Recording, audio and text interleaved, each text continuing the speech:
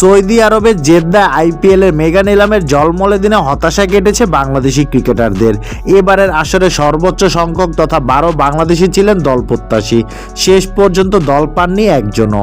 মুস্তাফিজুর রহমান, রিশাদ হোসেনদের নিলামে তোলা হলেও তাসকিনদের ডাকাই হয়নি।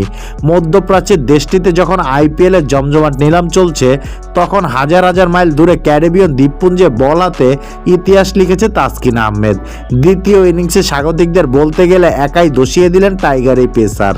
64 রানে 6 উইকেট তাসকিনের ক্যারিয়ার সেরা বোলিংয়ে মাত্র 152 রানেই শেষ হয়েছে ওয়েস্ট ইন্ডিজের দ্বিতীয় ইনিংস। টেস্ট ক্রিকেটে প্রথমবারের মতো ফাইফারের কীর্তি স্পর্শ করলেন তাসকিন।